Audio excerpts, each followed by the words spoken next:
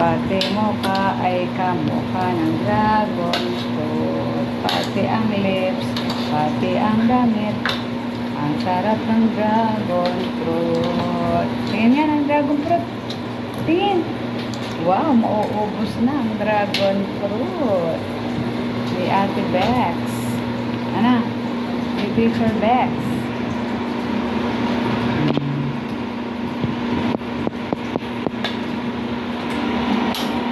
Susunog na ang aking niluluto.